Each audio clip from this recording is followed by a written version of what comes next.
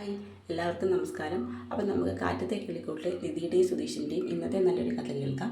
എൻ്റെ ചാനൽ ആദ്യമായി കാണുന്നവരാണെങ്കിൽ ഒന്ന് സബ്സ്ക്രൈബ് ചെയ്യണേ. വീഡിയോ ഇഷ്ടപ്പെടുവാണെങ്കിൽ ലൈക്ക് ചെയ്യണേ, കമൻറ്റ് ചെയ്യണേ. അങ്ങനെ ലളിതയുടെ വീട്ടിൽ സുഭാഷിന് വേണ്ടി സുനന്ദയെ കല്യാണം ആലോചിക്കാൻ പോയ കാര്യം അറിയുന്ന സുഭാഷ് വീട്ടിൽ വന്ന് അനിയന്മാരോട് ദേഷ്യപ്പെടുന്നുണ്ട്. നിങ്ങൾ എന്തിനാ ഇങ്ങനെയൊക്കെ ചെയ്തത്? മുമ്പൊക്കെ എന്നോടൊരു ഒന്നും പറയാതെ നിങ്ങൾ ഇങ്ങനൊന്നും ചെയ്യത്തില്ലായിരുന്നു. ഇപ്പോൾ എന്താ ഇതിനൊക്കെ ഒരു മാറ്റം എന്നൊക്കെ ചോദിച്ചു ദേഷ്യപ്പെടുകയാണ്. അപ്പോഴത്തേക്ക് നമ്മുടെ നിധി പറയും, സുഭാഷേട്ട അവരെ വഴക്ക് പറയല്ലേ, ഞാനാ ഇതിനെല്ലാം കാരണം. ഞാൻ അവരെ നിർബന്ധിച്ച് സുനന്ദയുടെ വീട്ടിലോട്ട് കൊണ്ടുപോയി വേണ്ടെന്ന് അവർ പറഞ്ഞു തന്നു. പറയും, മോളെ നിനക്കറിയില്ല അവരുടെ സ്വഭാവം. മുമ്പ് അവളിവിടെ വന്ന സമയത്തൊക്കെ എന്തെല്ലാം പ്രശ്നങ്ങളുണ്ടായിരുന്നു. പിന്നെയും ഓരോ കേസും പ്രശ്നമാവാൻ വേണ്ടി നിങ്ങൾക്ക് എന്തെങ്കിലും സങ്കടം ഉണ്ടായാൽ അതെനിക്ക് സഹിക്കാൻ പറ്റത്തില്ലെന്ന് പറയും. പിന്നെ എന്നോട് ദേഷ്യമാണ് സുഭാഷേട്ടാ. മോളെ എനിക്ക് നിന്നോട് യാതൊരു ദേഷ്യമില്ല. നീ ഞങ്ങളുടെ കൂടെ താമസിക്കുന്നത് തന്നെ ഞങ്ങളുടെ ഏറ്റവും വലിയ സന്തോഷം. നീ ഞങ്ങൾക്ക് വേണ്ടി മറ്റുള്ളവരുടെ മുമ്പിൽ നാണം നിന്നത് ഞങ്ങൾക്ക് സഹിക്കാൻ പറ്റുന്നില്ല. അതുകൊണ്ട് ഇനി മോൾ ഇങ്ങനെയൊന്നും ചെയ്യരുതെന്ന് പറയും. ശേഷം നിധി മാട്രിമോണി സൈറ്റിൽ നിന്ന് തന്നെ അവർ കൊടുത്തതിന് ഒന്ന് രണ്ട് റിക്വസ്റ്റ് വേറെ വന്ന് കിടക്കും. അതിനകത്ത് കൊള്ളാമെന്ന് പറയണം നിധിയും ഹരീഷും എല്ലാവരും ചേർന്ന് സെലക്ട് ചെയ്യുകയാണ്.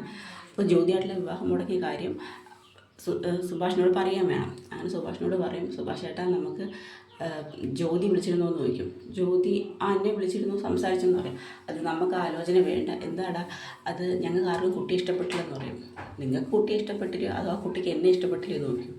അത് സുഭാഷ് ഏട്ടനെ ഇഷ്ടപ്പെടാതിരിക്കാൻ എന്താ കാരണം? സുഭാഷ് ഏട്ടൻ നല്ല ഗ്ലാമറില്ലേ, ഞങ്ങൾക്ക് ആർക്കും എന്തോ ആ കുട്ടിയെ ഒട്ടും ഇഷ്ടപ്പെട്ടില്ല എന്ന് പറയും. നമുക്ക് വേറെ നോക്കാമെന്ന് പറയും. ശരിയെന്ന് പറഞ്ഞ് അത് വേറൊരെണ്ണം വന്ന് കിടപ്പുണ്ട് സുഭാഷ് ഏട്ടൻ, നമുക്ക് കുട്ടി ഒന്ന് കാണാൻ പോകാമെന്ന് നിധി പറയും.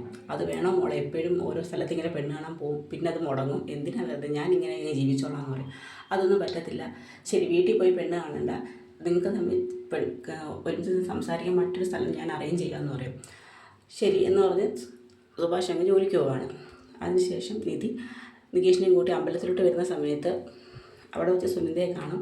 സുനന്ദ വന്ന് വീട്ടിൽ വന്ന് ആലോചിച്ചതിൻ്റെ പേരിൽ സുഭാഷ് ഏട്ടനാണോ അങ്ങനെ വന്ന് സംസാരിക്കാൻ പറഞ്ഞെന്നൊക്കെ ചോദിക്കും. അപ്പോൾ നിധി പറയും, അല്ല ഞങ്ങളായിട്ട് മുൻകൈ എടുത്ത് വന്ന് ചോദിച്ചതാണ്, അങ്ങനെയെങ്കിലും നടക്കട്ടെ എന്ന് കരുതി. പക്ഷെ നിൻ്റെ വീട്ടുകാർ സമ്മതിക്കത്തില്ല, നിനക്ക് ഒറ്റയ്ക്ക് ക്ഷേത്രത്തിലൊക്കെ നിന്നെ വിടുമെന്ന് ചോദിക്കും. അമ്മ കൂടെ വന്നിട്ടുണ്ട് എന്ന് പറയാം. എനിക്ക് സുഭാഷ് ഏട്ടനെ അത്രയ്ക്ക് ഇഷ്ടമാണ് നിധി, എപ്പോഴും അത് പറഞ്ഞുകൊണ്ടിരുന്നാൽ മാത്രം പോരാ, അതിന് വേണ്ട കാര്യങ്ങൾ കൂടി ചെയ്യാനുള്ള ധൈര്യം ഉണ്ടാവണമെന്ന് പറയും. ഇവർ തമ്മിൽ സംസാരിക്കുന്ന കാണുന്ന ലളിത ഇങ്ങോട്ട് വന്നിട്ട് പൊടിയെന്ന് പറഞ്ഞ് സുനന്ദയെ പോകാൻ പുറത്തു പോകാൻ പറയും. അപ്പോഴത്തേക്ക് നിധിയോട് അങ്ങ് ചൂടാവും. നീ എന്തിനാ ഇങ്ങനെ എൻ്റെ മോളെ പുറമേ നടന്ന് ഓരോന്ന് പറഞ്ഞിങ്ങനെ മനസ്സ് മാറ്റിയെടുക്കാൻ ശ്രമിക്കുന്നത്? അവൾക്കൊരു നല്ല കുടുംബജീവിതം ഉണ്ടാകുന്നത് നിനക്ക് ഇഷ്ടമില്ലേ? നിൻ്റെ കണക്ക് അവിടെ വന്ന് താമസിക്കണം അവൾ എന്നൊക്കെ പറഞ്ഞ് നിധി ഒരുപാട് കുറ്റപ്പെടുന്നുണ്ട്. അപ്പോൾ നിധി പറയും, ഞാൻ നിങ്ങളുടെ മകളുടെ പുറമേ ഒന്നും വന്നിട്ടില്ല, ഇത് ക്ഷേത്രമാണ്, നിങ്ങളുടെ വീടല്ലെന്ന് പറയും. എൻ്റെ വീട്ടിൽ വന്നപ്പോൾ പറഞ്ഞത് തന്നെ എനിക്ക് നിന്നോട് ഇവിടെ നിന്നും പറയാനുള്ളൂ എന്ന് പറഞ്ഞുകൊണ്ട് നിധിയോട് ദേഷ്യപ്പെട്ട് സംസാരിക്കുകയാണ്. എപ്പോഴത്തേക്കറിയാം എന്ത് ചെയ്താലും നിൻ്റെ കൂടെ മണ്ണടപ്പട ഉണ്ടല്ലോ എന്ന് ചോദിക്കും. എങ്കിൽ ശരി, ഞാൻ ഇപ്പോൾ അവരെ വിളിച്ചോണ്ട് വരാമെന്ന് പറഞ്ഞ് നിധി തിരിച്ച് അതേ കണക്ക് തന്നെ ലളിതയോടും ചൂടാവുന്നുണ്ട്. അപ്പോഴത്തേക്ക് ലളിത ഒന്ന് പേടിക്കും. അത് കഴിഞ്ഞ് അവരങ്ങ് തിരിച്ച് വീട്ടിലോട്ട് പോകും. വീട്ടിലോട്ട് വന്നതിന് ശേഷം സുഭാഷിന് വേണ്ടി കല്യാണം വേറൊരു ആലോചന വന്നിട്ടുണ്ട്. അപ്പം സുഭാഷിനോട് പറയും, സുഭാഷ് ചേട്ടാ ഈ ആ കുട്ടിയെ നമുക്ക് വൈകുന്നേരം ഒന്ന് കാണാൻ പോകാം. സുഭാഷ് ചേട്ടൻ ആ കുട്ടിയും കൂടി പുറത്ത് ഒരു പാർക്കിലോ വെച്ച് നിങ്ങൾ തമ്മിൽ സംസാരിച്ചതിന് ശേഷം നിങ്ങൾക്ക് തമ്മിൽ ഇഷ്ടമാണെങ്കിൽ നമുക്ക് വീട്ടുകാരുടെ അടുത്ത് പറയാം. അങ്ങനെ സുഭാഷ് അതിന് പോകാൻ സമ്മതിക്കും. അത് കേൾക്കുന്ന സുധീഷ് പറയും, സുഭാഷ് ചേട്ടനെ ഒറ്റയ്ക്ക് പറഞ്ഞു വിടാനോ? അതെന്തായാലും വേണ്ട, ഞാനും കൂടി പോകാമെന്ന് പറയും. എന്നാൽ സുധീഷ് പോകണ്ട, നികേഷ് പോട്ടെന്ന് പറയും. എനിക്ക് പിന്നെ ഏട്ടത്തി അമ്മയും വിടുക. അങ്ങനെ നികേഷും സുധീഷും കൂടി പെൺകുട്ടിയെ കാണാനായിട്ട് പോകും. സുഭാഷിന് വേണ്ടി പുതിയൊരു ആലോചന അവർ നോക്കുകയാണ്. അപ്പോൾ അതിൻ്റെ വരും വിശേഷങ്ങളൊക്കെയാണ് നമ്മളിനി കാണാൻ പോകുന്നത്.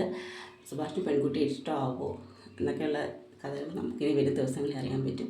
അപ്പം അതിൻ്റെ വിശേഷങ്ങൾക്കായി നമുക്ക് കാത്തിരിക്കാം. എല്ലാവർക്കും ഒരു ശുഭദിനം നേരുന്നു. നന്ദി.